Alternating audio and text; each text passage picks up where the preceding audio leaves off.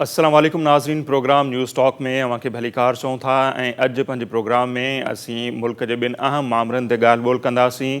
हिकिड़ो मामिलो आहे पॉलिटिकल, जेका ऑल पार्टीज़ कॉन्फ्रेंस थी इस्लामाबाद में पाकिस्तान पीपल्स पार्टी जी सदारत में, ऐं उनखां पोइ जेको पधरनामो जारी कयो वियो 26 नुकाती पधरनामो आहे, जंहिंमें हलंदड़ महीने खां जेको आहे सो तहरीक हलाइण जो ॻाल्हि थी, ऐं उन सां गॾोगॾु जनवरी में इस्लामाबाद तरफ़ लॉन्ग मार्च धरणे जूं बि ॻाल्हियूं थियूं आहिनि। ऐं उन सां गॾोगॾु इहो बि ॿुधायो वियो त वक़्तु अचण ते पार्लियामेंट जे अंदरि तब्दीली जे हवाले सां बि सरगर्मियूं कयूं वेंदियूं ऐं मुनासिबु वक़्त ते इस्तीफ़ा बि ॾिना वेंदा।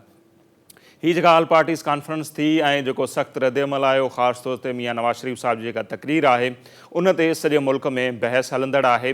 ऐं उनखां पोइ इहे ख़बरूं बि लीक थियूं त पीपल्स पार्टी जी मेज़बानी में जेका ऑल पार्टीज़ कॉन्फ्रेंस थी उनखां 4 ॾींहं अॻु में इस्लामाबाद में ई हिकु आला सतही इजलास थियो, जंहिंमें मुल्क जे जेके आर्मी चीफ आहिनि उन्हनि बि शिरकत कई ऐं ISI जा जेके सरबराह आहिनि उन्हनि बि शिरकत कई ऐं पॉलिटिकल क़यादत सां मुख़्तलिफ़ ॻाल्हियूं थियूं। ऐं ख़ासि तौर ते ॿुधाए पियो त फोकस जेको हो उहो गिलगित बिल्तिस्तान जी इलेक्शन हुई, पर उन खां सवाइ बि ॿियूं खोड़ सारियूं ॻाल्हियूं थियूं। सो उन्हनि मामलनि ते असीं ॻाल्हि ॿोल कंदासीं। ॿिए मामले में बल्दिया फैक्ट्री सानी ते बि असीं ॻाल्हाईंदासीं, पर पहिरियां ॻाल्हि ॿोल कयूं था ऑल पार्टीज़ कॉन्फ्रेंस ऐं जेको ही इजलास थियो इस्लामाबाद में उन ते असीं ॻाल्हि ॿोल कंदासीं।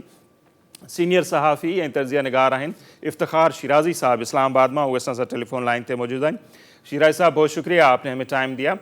सर, आपसे समझना चाहेंगे, ये जो ऑल पार्टीज़ कॉन्फ्रेंस हुई पीपल्स पार्टी की मेज़बानी में, उसके बाद जो सख्त रद्दअमल आया, उसके बाद ये खबर लीक हुई कि इससे पहले एक आला सतही इजलास हुआ इस्लामाबाद में जिसमें आर्मी चीफ ने शिरकत की और ISI के सरबराह ने शिरकत की। बकौल शेख रशीद के उस इजलास में आर्मी चीफ ने यह कहा कि सियासत में फ़ौज को ना घसीटा जाए, ये निज़ाम चलता रहेगा, जमहूरियत को कोई ख़तरा नहीं और किसी को भी इंतशार की इजाज़त नहीं दी जाएगी, बकौल शेख रशीद के।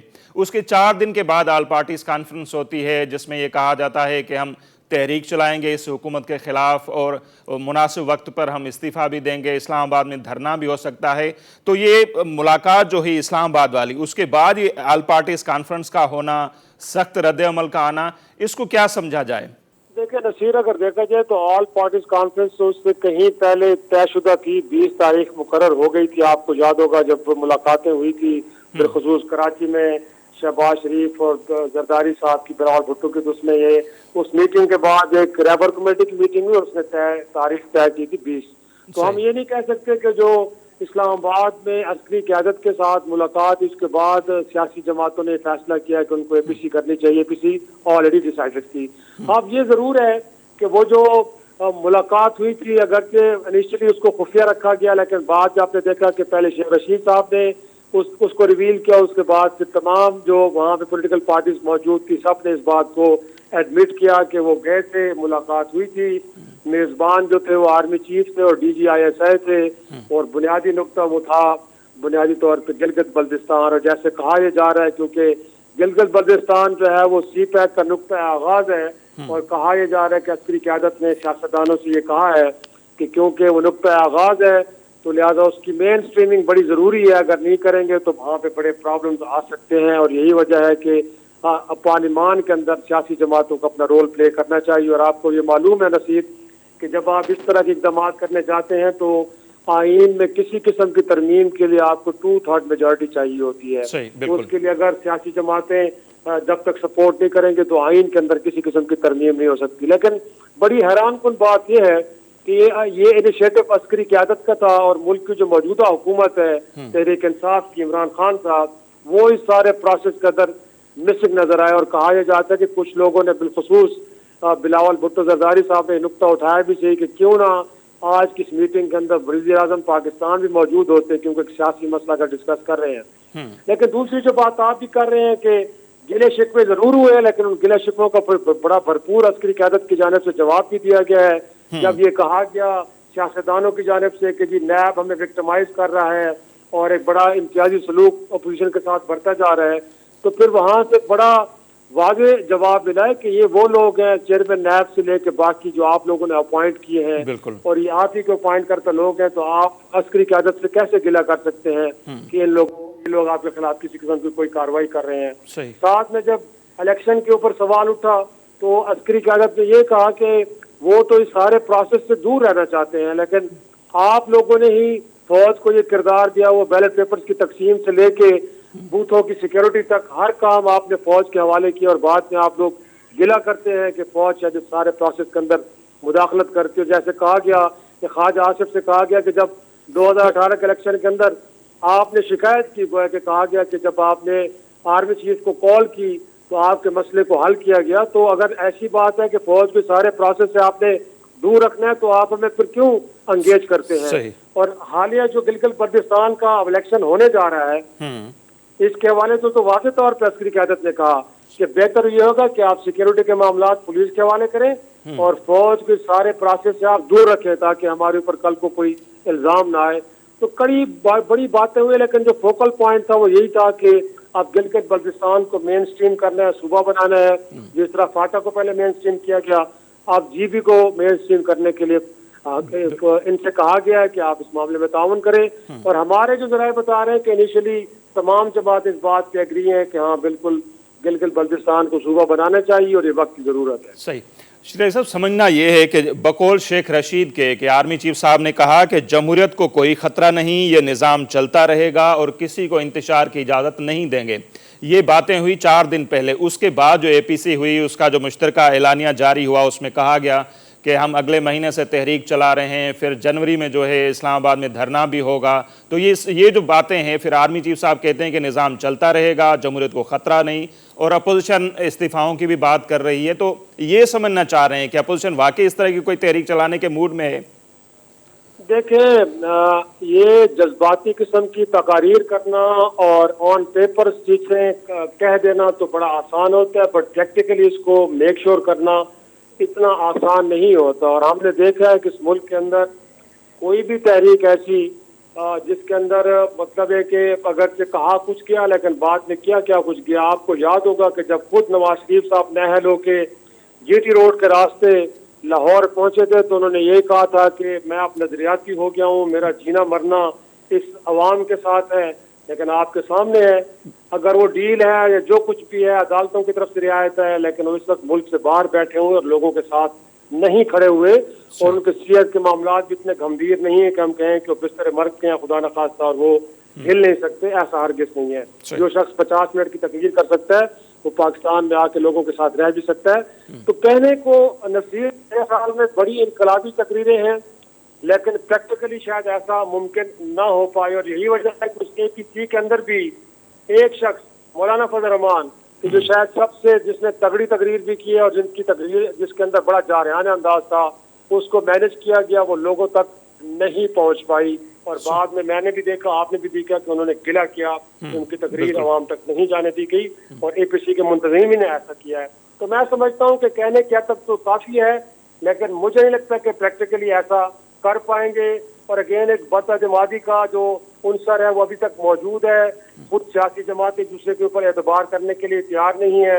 आपने देखा है कि चेयरमैन सेनेट के खिलाफ तहरीक अदम एतमाद से लेके अब ये जो बैठक के खिलाफ कवानीन बने हैं, सब पे लेके अपोजिशन बुरी तरह नाकाम हुई और किसी किस्म का कोई टफ टाइम हुकूमत वक्त को नहीं दे पाई। सही। तो फिर इससे आप नहीं समझते कि PTI या खान साहब जो हैं वो और मजबूत होंगे? जो ये जो अपोजिशन की तहरीकें भी नाकाम हो रही हैं या सिर्फ बातों की हद तक वो कर रहे हैं लेकिन तहरीक नहीं है, तो फिर इसका फ़ायदा जो है सारा वो खान साहब को होगा? यकीनन मुझे यही लगता है कि जब तक अपोजिशन मुंतशिर रहेगी और बयानात की हद तक वो इत्तेहाद दिखाएगी, तब तक सारा का सारा फायदा इमरान खान को होगा। अगरचे इस APC के अंदर जो कुछ कहा गया उसके बाद थोड़ी सी हम कह सकते हैं कि तहरीक इंसाफ के लिए वेकअप कॉल है और अब परफॉर्मेंस के ऊपर भी वो तवज्जो देंगे। लेकिन मेरे ख्याल में APC के अंदर अगर सारा का सारा रुख हुकूमत वक्त की जानिब होता और इदारे को मुखातिब ना किया जाता तो ज्यादा बेहतर था। अब इदारे को मुखातिब करके टू सम एक्सटेंट हम कह सकते हैं कि APC को कंट्रोवर्शियल बनाया गया है और ये एक तासुर उभरा है और जिसका इजहार खुद हुकूमत वक्त भी कर रही है कि शायद इन तकरीरों के ऊपर भारत जैसे दुश्मन मुल्क के अंदर शादियाने बचाए गए हैं, वहाँ का मीडिया इन लोगों को अप्रिशिएट कर रहा है तो दुश्मन के एजेंडे पे काम कर रहे हैं। बेहतर ये होता कि हुकूमत वक्त को मुखातिब किया जाता और इनके खिलाफ खालिसन एक तहरीक चलाई जाती, जो कि किसी भी जमहूरी माशरे के अंदर अपोजिशन जमातों का ये हक है, वो सड़कों पे आ सकते हैं, पुरअमन एहतजाज कर सकते हैं, वो पार्लियामान के अंदर हो या बाहर हो। मेरे ख्याल में सियासतदानों की गलती जरूर हुई है कि उन्होंने अपनी APC के अंदर एक इदारे को मुखातिब किया है कि जो बहरहाल एक कौमी इदारा है, सियासत में लाने की या घसीटने की कोशिश की गई है। ये ना सिर्फ अपनी जगह पे एक तारीख है कि इस मुल्क के अंदर 3 मार्शल लॉ भी रहे हैं, हुकूमत बरह रास्त इक़्तिदार में भी रही है और फौज, लेकिन बहरहाल आपको बतौर सियासतदान ये चाहिए था कि जो इस वक्त on the face Tehreek Insaf है, इमरान खान है, आप उन्हें मुखातिब करते और जो भी आपकी तहरीक है वो खालिसतन तहरीक इंसाफ की मौजूदा हुकूमत के खिलाफ होती। उसमें इदारों को इतनी शद्दमत के साथ, इतने तवातुर के साथ, इतने जारहाने अंदाज के अंदर डिस्कस नहीं करना चाहिए था। सही। अच्छा, जो अब तक डिस्कस हो रहा है वो तो मियां नवाज शरीफ का बयान हो रहा है, लेकिन जरदारी साहब ने भी सर एक जुमला कहा था, शिराई साहब अगर आपने नोट किया हो कि खान साहब की जो सोच है वो एक मेजर लेवल की सोच है, तो उन्होंने भी इस तरह के एक स्टेटमेंट तो दी इसी APC में। तो आप समझते हैं कि इस तरह के जो बयानात हैं उनसे मतलब ये है पॉलिटिकल पार्टीज को नुकसान हुआ है, स्पेशली नवाज शरीफ साहब की जो सियासत है उसको नुकसान हुआ है, लेकिन नवाज लीग तो ये कहती है कि उनका बयानिया और ज्यादा मजबूत हुआ है और लोग उनको सपोर्ट कर रहे हैं। जी शिराई साहब। की क़यादत लोगों के दरमियान बैठी हो और लोगों के साथ खड़ी हो। बाहर बैठ के तो किसी जमाने में अल्ताफ हुसैन का बयानिया भी बड़ा जबरदस्त था, लेकिन वो बयानिया किधर गया फिर? ऐसा हरगिज़ नहीं होता कि आप ठंडे कमरों में बैठ के तकारीर करें और लोगों से आप उम्मीद रखें कि वो आपकी इस तहरीक को लेके आगे चलेंगे। उसके लिए फिर आपको भी मैदान अमल में आना पड़ता है। दूसरा ये है कि बहरहाल इन सियासी जमातों की एक तारीख रही है कि इन लोगों ने जहां अवाम के हकूक की बात की है, जहां पे सुप्रीमेसी ऑफ द पार्लियामेंट की बात की है, वहां पे इन्होंने बंद कमरों में जाके डील्स भी की हैं और उन डील के नतीजे में इक़्तिदार भी लिया है। तो मैं समझता हूँ कि जो कौल है वो फेल है, उसके अंदर एक वाज़ेह तज़ाद हमें देखने को मिलता है नतीज। तो हम कैसे कह सकते हैं कि अगर इन्होंने कोई डिफरेंट लाइन अब ले लिए तो अब इसी के साथ रहेंगे और किसी किस्म की कोई डील नहीं होगी या इक़्तिदार के ऐवानों तक पहुँचने के लिए कुछ और रास्ता इस्तेमाल नहीं किया जाएगा। सही। अच्छा शिराई साहब, आखिर में आपसे ये भी समझेंगे कि कहा यह जा रहा है कि मार्च 21 में जो है सेनेट के इलेक्शन होने हैं, उनसे पहले पहले अपोजिशन चाहती है कि ये निज़ाम जो है वो ये हुकूमत घर चली जाए ताकि सेनेट में अक्सरियत हासिल न कर पाए PTI। तो इसमें आप समझते हैं कि कितना सच्चाई है और अपोजिशन ऐसा कर पाएगी? प्रैक्टिकली तो बड़ा अच्छा मौका है। अगर आप समझते हैं कि आपको दीवार पे लगा दिया गया है और आपके लिए पार्लियामान के दरवाजे मुसलसल बंद किए जा रहे हैं, बिलखसूस हम पीपल्स पार्टी की बात करेंगे, आपको लगता है कि सिंध तक आपको महदूद कर दिया गया है। अगर नून लीग को लगता है कि उनको इस सारे सिस्टम से आउट करने की कोशिश की जा रही है, तो मेरा ख्याल में एक पॉलिटिकल पार्टी के लिए बड़ा कि आपको इतनी स्पेस न दें कि वो दोनों खिलाफ के लिए जगह बाकी न रहे। तो देखा जाए तो यकीनी तौर पर ये करना चाहिए, लेकिन क्या पीपल्स पार्टी इस मकसद के लिए सिंध से अपनी हुकूमत खत्म करेगी अपने हाथों? सही। क्या खुद पार्टी के अंदर चॉइसेस हैं, लोग इस्तीफे देंगे अपनी क़यादत की आवाज के ऊपर? नून लीग के अंदर कितने लोग हैं जो अपनी क़यादत की आवाज के ऊपर लबैक कहेंगे और इस्तीफे दे देंगे? तो ये बड़े बड़े सवाल के जवाब मिलना बड़ा जरूरी है। तो मैं समझता हूँ कि जब तक बिगर गोल के लिए सारे इकट्ठे नहीं होते और इस बात को दूरअंदेशी के साथ नहीं देखा जाता, तब तक हम इस बात की उम्मीद नहीं रख सकते ऐसा हो जैसे वो कह रहे हैं। अब यही वजह है कि अगर इस्तीफे देने हैं तो मैं समझता हूँ कि जब इलेक्शन हुए थे डे फर्स्ट से ही मौलाना फजल रहमान ये तजवीज़ दे रहे हैं और नवाज शरीफ साहब बड़े इस तजवीज़ से मुत्तफिक नजर आ रहे हैं कि जब तक आप पार्लियामान से बाहर नहीं निकलेंगे आप मौजूदा हुकूमत को टफ टाइम नहीं दे सकते। यकीनी तौर पर जब आप आईनी बहरान पैदा करेंगे तब जाके आप इलेक्शन रिफॉर्म की बात भी कर सकते हैं, नए इलेक्शन की बात भी कर सकते हैं, और अगर आप समझते हैं कि कोई इदारे मुदाखलत कर सकते हैं तो उनका रास्ता भी रोक सकते हैं। लेकिन अगर आप ऐसा नहीं करेंगे और कंप्रोमाइज वे में आगे बढ़ेंगे, उसको धीरे धीरे लेंगे, फिर जाहिर सी बात है आपके मुखालफिन को मौका मिलेगा, फिर आपके लिए मुश्किलात पैदा होती हैं। सही। बहुत शुक्रिया आपका इफ्तिखार शिराजी साहब, आपने हमें टाइम दिया। नाज़रीन, सीनियर सहाफ़ी ऐं तर्ज़ निगार आहिनि इफ्तिखार शिराजी साहब, उन्हनि जो मौक़िफ़ अवां जो साम्हूं आहे ऐं ॻाल्हि बिल्कुलु उहा ई आहे त हींअर ताईं ॻाल्हियूं त खोड़ थियूं आहिनि तहरीक जे हवाले सां, पर ख़ासि तौर ते फोकस इहो आहे त जेसि ताईं हीअ जेके पॉलिटिकल पार्टियूं आहिनि उहे केॾो बि खणी एहतजाज कनि, पर जेसि ताईं उहे पार्लियामेंट खां ॿाहिरि नथियूं अचनि, मतिलबु इस्तीफ़ा नथियूं ॾियनि, तेसि ताईं PTI जी हुकूमत खे को ख़तरो न आहे ऐं अवाम बि अपोजिशन पार्टियुनि जे ॻाल्हियुनि ते एतबार न कंदो। ऐं ॾिसणो इहो आहे त छा उन जे लाइ पीपल्स पार्टी तयारु आहे त उहा सिंध हुकूमत जी क़ुर्बानी ॾिए ऐं इस्तीफ़ाऊं ॾिए ऐं नवाज़ लीग जा केतिरा अॻुवाण इस्तीफ़ाउनि ते मुतफ़िक़ हूंदा ऐं जेकॾहिं ईअं नथो थिए त पोइ जेका सेनेट जी इलेक्शन थियणी आहे मार्च 2021 में, जेकॾहिं उन में PTI खे अक्सरियत हासिल थी वञे थी सेनेट में बि, त उनखां पोइ PTI केतिरो मज़बूत थींदी या छा, उहो अव्हां जे साम्हूं आहे। ऐं गॾोगॾु जेके ही ॻाल्हियूं थियनि पियूं, आर्मी चीफ साहब जे बयान खे कोट कयो पियो वञे, त उन्हनि पार्लियामेंटी पार्टियुनि जे अॻुवाणनि जे इजलास में इहो चयो त जमहूरियत खे को ख़तरो न आहे, निज़ाम हलणु ॾिनो वेंदो ऐं इंतिशार खे बर्दाश्त न कयो वेंदो। उनखां पोइ अपोज़िशन ॻाल्हियूं त करे थी, पर उन ते अमल केतिरो करे थी उहो पाण ॾींदासीं, ॾिसंदासीं ईंदड़ ॾींहंनि में। हींअर वक़्तु थियो आहे ब्रेक जो, ब्रेक वठंदासीं। ब्रेक खां पोइ असीं बल्दिया फैक्ट्री सानीअ जे हवाले सां जेको गुज़िरी अदालत जो फ़ैसिलो आयो उन हवाले सां असीं ॻाल्हि ॿोल कंदासीं, छाकाणि त उन फ़ैसिले ते बि खोड़ सारियूं ॻाल्हियूं थियनि थियूं ऐं कोर्ट जे फ़ैसिले खां पोइ उन ते बहस थी सघे थो। ईअं ई मुख़्तलिफ़ धुरियुनि जा बयान बि अचनि पिया, कुझु धुरियूं उनखे अणपूरो करार ॾियनि पियूं उन फ़ैसिले खे। सो बल्दिया फैक्ट्री सानियो ऐं आयल जेको फ़ैसिलो आहे उन ते ॻाल्हि ॿोल कंदासीं, पर वठूं था मुख़्तसिर ब्रेक।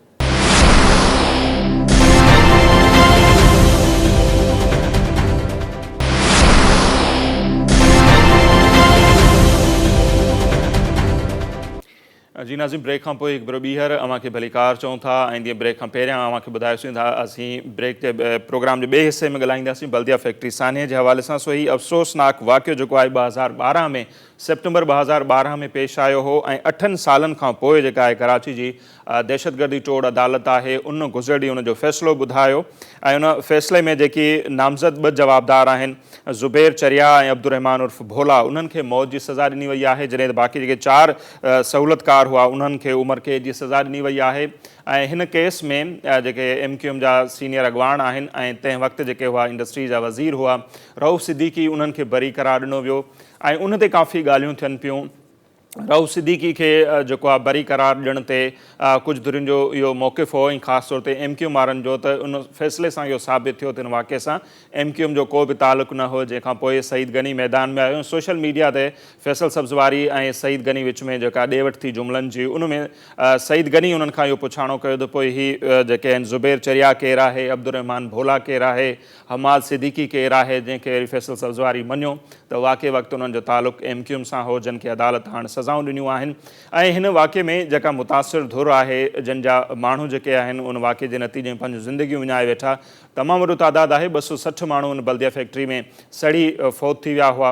उन्हनि मां केतिरनि ई माण्हुनि जो इहो चवणु आहे त अधूरो इंसाफ़ थियो आहे। हिन फ़ैसिलो जेको आहे उन सां मुकमल इंसाफ़ नाहे थियो ऐं उन्हनि जी घुर हुई त जेके मुख्य जवाबदार ऐं ख़ासि तौर ते सहूलियतकारनि खे त सज़ाऊं आयूं, जन बाहि ॾिनी, पर बाहि ॾियारण जे पुठियां केरु हो उनखे सज़ाऊं न आयूं आहिनि। सो उन करे उन ते उन्हनि खे काफ़ी एतिराज़ बि आहिनि। सो उन ते असीं ॻाल्हि ॿोल कंदासीं। हिकिड़ो त 8 सालनि खां पोइ फ़ैसिलो आयो, उन में JITs मुख़्तलिफ़ वक़्तनि ते चेंज थींदियूं रहियूं। एतिरे ताईं जेका आहे FIR बि जेका आहे उनजी तब्दील थींदी रही। सो उन ते ॻाल्हि ॿोल कंदासीं। सीनियर सहाफ़ी आहिनि ऐं तर्जुमेगार रियाज़ सोहेल साहब, उहे असां सां लाइन ते मौजूदु आहिनि। इन सां सॼे वाक़े खे हू शुरू खां वठी बहितर अंदाज़ में कवरेज बि ॾींदा रहिया आहिनि। गुज़िरी वारे फ़ैसिले खां पोइ बि जेका उन्हनि जी रिपोर्टिंग आहे उहा सभिनी जे साम्हूं आहे। रियाज़ सोहेल साहब, तमामु घणी महिरबानी, अव्हां टाइम ॾिनो। कीअं पियो ॾिसो हीउ जेको हिकिड़ो त 8 सालनि खां पोइ फ़ैसिलो आयो, 3 दफ़ा जेके आहिनि उहे JITs चेंज थियूं, FIR तब्दील थींदियूं रहियूं, उनखां पोइ जेको हीउ फ़ैसिलो आयो आहे ख़ासि तौर ते रऊफ़ सिद्दीकी साहब जो बरी थियणु, हमाद सिद्दीकी जे हवाले सां, उन ते काफ़ी एतिराज़ कुझु धुरियुनि उथारिया आहिनि। अदालती फ़ैसिले खां पोइ उन ते जीअं त डिस्कस थी सघे थी, हाणे फ़ैसिलो अची चुको आहे, हिन खे अणपूरो जेको आहे इंसाफ़ करार ॾिनो पियो वञे। रियाज़ साहब, पहिरें दिन वाक़े जे पस मंज़र जे हवाले सां ॿुधाइजो, जॾहिं रेंजर्स जी JIT आई, उन वाक़े जो सॼो रुख़ तब्दील कयो ऐं उनखां पोइ जेका हींअर सज़ा आई आहे उनखे बि अणपूरो करार ॾिनो पियो वञे। जी नसीर, 2012 में इहो वाक़ियो जॾहिं थियो त ज़ाहिर आहे त पाकिस्तान पीस पार्टी हुकूमत बि इत्तेहादी MQM हुई ऐं उन वक़्त में ॾाढी कराची जी हिकिड़ी सगारी तंज़ीम हुई, जंहिंजा जेको काबू में हुई इंतिज़ामिया बि, जेके बि शहरी इदारा, फायर ब्रिगेड खां वठी करे सभई इदारा हुनजे कंट्रोल में हुआ ऐं हुनजो अक्स असांखे इन वाक़े में बि नज़र आयो, जॾहिं हिन वाक़े खे शॉर्ट सर्किट करार ॾिनो वियो ऐं मालिकनि ते गफ़लत जो जेको आहे दानिस्ता गफ़लत जो केस दाख़िल करायो रऊफ़ सिद्दीकी ऐं हुन खां पोइ हीउ मामिलो ईअं हिकिड़े फैक्ट्री में हिकिड़े हादसे जे तौर ते पेश थींदो रहियो। हिन विच में जेके बि पुलिस जा 3-4 ऑफिसर तब्दील थिया, फायर ब्रिगेड जी जेके रिपोर्ट्स हुयूं उनमें इनखे शॉर्ट सर्किट करार ॾिनो वियो ऐं लिबर्टी में टेस्टन में बि ईअं ई करार ॾिनो वियो। उन खां पोइ जेको आहे तमामु अदालत में ॿियनि मामलनि में जॾहिं इहो कराची ऑपरेशन जी इब्तिदा थी ऐं हिकिड़ो नओं रुख आयो त हिन जी JIT ठही। JIT ठही, JIT पंहिंजा बयान रिकॉर्ड कया, उहो ख़ामोशी सां हिकिड़ी रिपोर्ट ठही ऐं जेका गवर्नमेंट वटि महफ़ूज़ थी वई। गवर्नमेंट कॾहिं सिंध गवर्नमेंट उन ते तेसि ताईं सिंध में पाकिस्तान पीपल्स पार्टी जी ॿी हुकूमत अची चुकी हुई। बिल्कुलु। उन JIT खे हथु न लाथो, न ई उनजी रिकमेंडेशन ते गौर कयो वियो। पोइ 2015 में रेंजर्स हिकिड़े केस जे दौरान इहा JIT हाई कोर्ट में पेश कई ऐं उनखां पोइ हिकिड़े मामले नओं रुख अख़्तियार कयो ऐं इहो मामिलो वञी दहशतगर्दी जी कोर्ट में पहुतो त हीउ वाक़ियो हादसो न बल्कि दहशतगर्दी जो हिकिड़ो एक्ट आहे। JIT में हिन मामले में असां ॾिसूं था त ॿ क़िस्म जा कानूनी सवाल पैदा थियनि था। हिकिड़ो इहो बार बार जेको मुतालबो थींदो रहंदो आहे त JIT ठाहियो, पर जॾहिं JIT ठहे थी, उनजी रिकमेंडेशन अचे थी, हुनमें जेके हक़ीक़तूं बयानु थियनि थियूं उहो उन्हनि ते केतिरो अमल थिए थो उहो पाण हिन केस में बि ॾिसी सघूं था, जंहिंमें रऊफ़ सिद्दीकी, रऊफ़ सिद्दीकी, अनीस काइम खानी समेत हैदराबाद जे वापारियुनि जा नाला आहिनि, उन्हनि जी मनी ट्रेल आहे, कई मामला आहिनि। पर जेको इस्तगासा आहे, जेको सरकारी वकील आहे, उहो हुननि खे साबित न करे सघियो ऐं नतीजे में इहे माण्हू जेके आहिनि उहे आज़ादु थी विया। यानी इहो त साबित थिए थो त MQM जी क़यादत ते इहो बाहि लॻाई वई, पर MQM जी जेका सेकेंड क़यादत आहे उहा हिन मां फरी थी वञे ऐं जेको कारकुन सतह जा माण्हू आहिनि जेको इहो अमल कयो उहे हिन में फासी था पवनि ऐं जेके मास्टर माइंड आहिनि ऐं उहो जेको इन सॼो इंजीनियरिंग जी कराची जो इहो तमामु वॾो हिकिड़ो वाक़ियो हो जंहिं कई सवाल पैदा कया हुआ, पर उन्हनि सवालनि जो JIT कुझु क़दुरु जवाबु ॾियण जी कोशिशि कई हुई, पर हिन फ़ैसिले में उन्हनि सवालनि जो जवाबु न अची सघिया आहिनि ऐं यकीनन जेको कोर्ट फ़ैसिलो उहो ई ॾींदी जंहिंमें उहे चार्ज शीट कई वई हूंदी, जेके माण्हू ऐं जेके कलम लॻाया विया हूंदा जिन खे धुर बणायो वियो हूंदो, जंहिंखे FIR में शामिल कया विया हूंदा, त उहे हुन मुताबिक़ इस्तगासा उन्हनि खे साबित न करे सघी। नतीजे में इहो सिचुएशन इहो वञी हिते बीठी त हिकिड़ो ऐं ॿियो फ़ैसिले में हुकूमत इहो बि न साबित करे सघी आहे त यकीनन जेके माइट आहिनि उहे बार बार चवनि था त दरवाज़ा बंदि हुआ, सेफ्टी सिक्योरिटीअ को इंतज़ाम न हो, जेके दरियूं आहिनि उहे बि बंदि हुयूं। यानी कंहिं न कंहिं तरीक़े सां मालिकनि जो बि हिन में इंतज़ाम जे तौर ते हिकिड़ो रोल ठहे थो। उनखां अलावा यकीनन जेके माइटनि जेके मारिजी विया उन्हनि जा जेके माइट इहो सवाल कनि था त जॾहिं मालिकनि खे फैक्ट्री मालिकनि खे इहे धमकियूं मिलियूं ऐं उन्हनि इहे पंहिंजे तौर ते डील करणु शुरू कई, सही ॿुधायो छो रेंजर्स खे न ॿुधायो या हुकूमत खे छो न इंफॉर्म कयो, अहिड़ी रीति गफ़लत जो जेके इल्ज़ाम आहे उहो उन्हनि ते बि अचणु घुरिजे, पर न हुकूमत जी चार्ज शीट में, न केस में, न फ़ैसिले में इहो उनजी जेका झलक नज़र अचे थी। सही। अच्छा, बिल्कुलु ॻाल्हि उहा ई अहम नुक़्तो उहो आहे त जेके जन बाहि ॾिनी उन्हनि खे त सज़ा जन बाहि ॾियारी उन्हनि जो कोन्हे ऐं JIT में उन्हनि जो बार बार ज़िक्र आहे। जेकॾहिं असीं ॾिसूं था रऊफ़ सिद्दीकी जे बारे में जेकॾहिं ॾिसूं त जेके अब्दुर्रहमान भोला आहे उनजो बयानु आहे रऊफ़ सिद्दीकी जे हवाले सां, स्पेशल पब्लिक प्रोसिक्यूटर जेके आहिनि उहे बार बार रऊफ़ सिद्दीकी जो ऐं हमाद सिद्दीकी जो नालो खणंदा रहिया आहिनि। फैक्ट्री जा मालिक चवंदा रहिया त उन्हनि खे वाक़िए खां पोइ बि प्रेशराइज़ कयो वियो, जेका मनपसंदि FIR थी उन्हनि खां पैसा वरिता विया, पर तंहिंजे बावजूदि उहे माण्हू जेके आहिनि बरी था थी वञनि। जी बिल्कुलु नसीर, हिन में जेके डिटेल जजमेंट में तव्हां पढ़ंदो त हुन में इंट्रस्टिंग ॻाल्हि इहा बि आहे त 2012 में इहो वाक़ियो थियो। 2013 में ख़िदमत ख़ल्क़ फाउंडेशन खे जेको इन्हनि चंदो ॾिनो आहे, यानी हिन वाक़िए खां पोइ बि हिकिड़ी तंज़ीम उन्हनि खां चंदो वठंदी रही आहे जंहिंखे चंदो उर्फ़ भत्तो करार ॾिनो वियो आहे ऐं हिन हवाले सां मालिकनि उहा रसीद बि पेश कई आहे। त एॾी सतह जी सूरतयाल बि हिन जजमेंट में इहा बि ख़बर पए थी त उन वक़्तु जो गवर्नर जेको MQM जो डॉक्टर इशरत लिबास हुन बि हिन हवाले मां को मालिकनि ऐं MQM जे विच में को जेको सालिसी जो या टैकड़ी जो किरदारु अदा कयो पिए।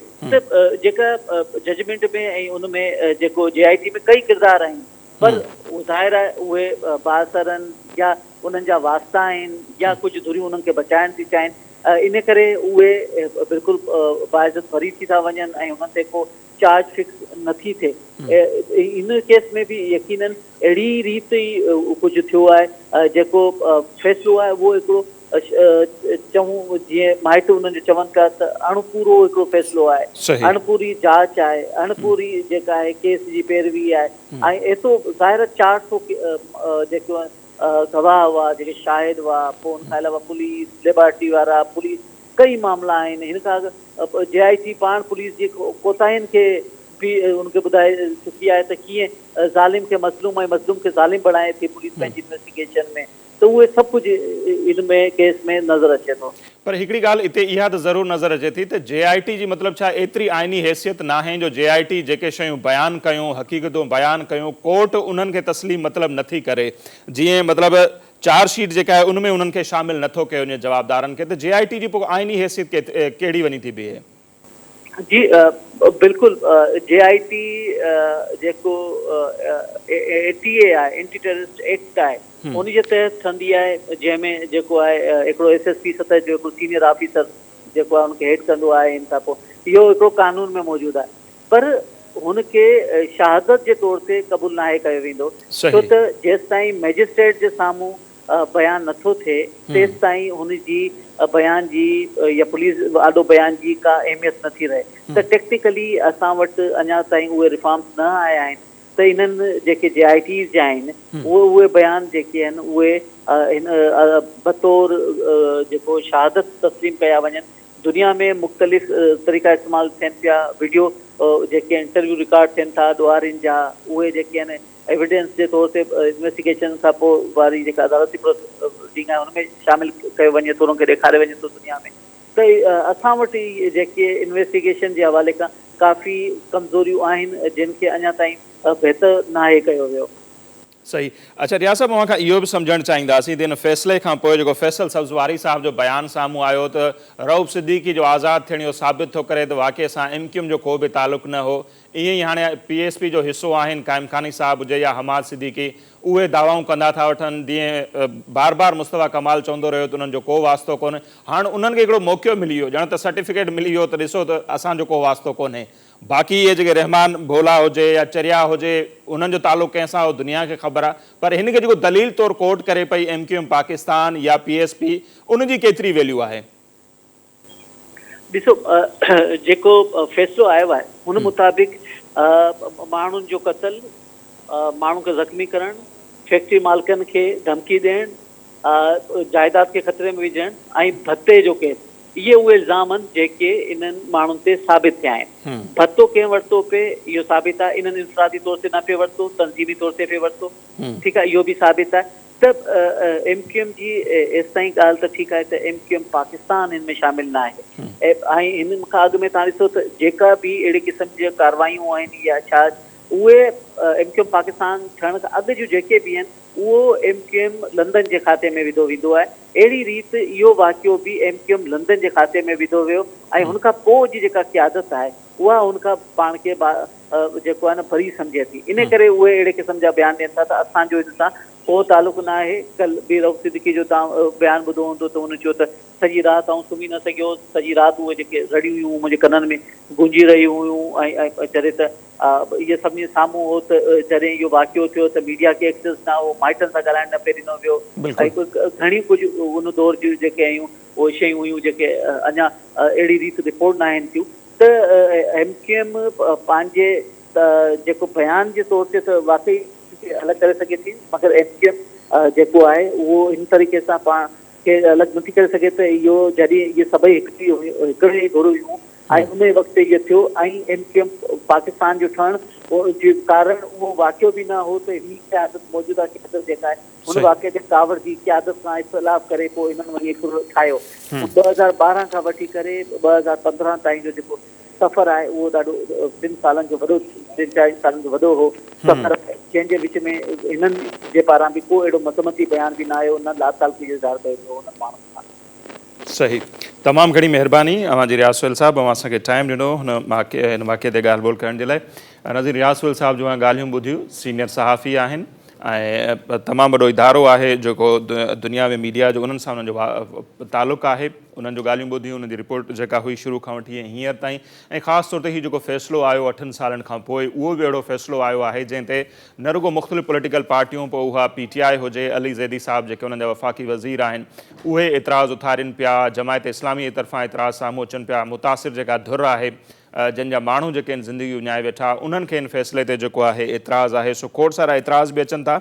ऐं इहा केॾी अफ़सोसनाक ॻाल्हि आहे त जॾहिं हीउ वाक़ियो पेश आयो हो 2012 में, त फैक्ट्री जे जेके मालिक हुआ उन्हनि खे ई इन वाक़िए जो ज़िम्मेवार करार ॾिनो वियो हो, उन्हनि ते ई केस दाख़िल कयो वियो हो। ऐं जॾहिं वफ़ाक़ी वज़ीर हुआ जेके उन्हनि ते केस दाख़िल कराइनि पिया, उन्हनि ते दॿाउ विझनि पिया, ऐं हिन वाक़िए खां पोइ बि जीअं रियाज़ सुहेल साहब बि ॿुधायो त फ़ैसिले में ज़िक्र आहे त उन्हनि खां फ़ैसिलो थियो 2012 में वाक़ियो थियो, ऐं 13 में उन फैक्ट्री जे मालिकनि जेको आहे सो MKM जी जेका तनज़ीम हुई, फलाही तनज़ीम, उन्हनि खे चंदो ॾिनो, 4 खां 5 करोड़ रुपया उन्हनि खां वरिता विया, जंहिं ते हाणे मालिकनि जो चवणु आहे त इहे दॿाउ में उन्हनि खां पैसा वरिता विया हुआ। पर उहे जेके मेन मरकज़ी किरदार हुआ इन वाक़िए में, हाणे उन्हनि जो तालुक़ु MKM पाकिस्तान सां आहे या PSP सां आहे, उन्हनि खे के बि सज़ाऊं न आयूं, जंहिं ते खोड़ सारा जेके आहिनि उहे सवाल उथनि पिया। ही इंसानी तारीख़ जो, ख़ासि तौर ते पाकिस्तान जी तारीख़ में इंतिहाई वॾो वाक़ियो हो जो 250 माण्हुनि खे जेको आहे हिकु बिल्डिंग जे अंदरि बंदि करे बाहि ॾेई साड़े मारियो वियो, पर उनजा जेके मुख्य किरदार आहिनि उहे सज़ा खां बची विया आहिनि। जेके बाहि ॾींदड़ हुआ उहे बि जवाबदार आहिनि, उन्हनि खे त सज़ा आई पर मुख्य किरदारनि खे सज़ा न आई। ऐं अहिड़े क़िस्म जा जॾहिं फ़ैसिला ईंदा त छा पोइ मुस्तक़बिल में इन ॻाल्हि जी का ज़मानत आहे त मुस्तक़बिल में अहिड़े क़िस्म जा वाक़िया थींदा या न, इहो हिकिड़ो वॾो सुवालु आहे। इन सुवाल सां गॾु असीं प्रोग्राम मां बि अव्हां खां मोकिलायूं था। असांखे ॾींदा इजाज़त, अलाह निगहबान।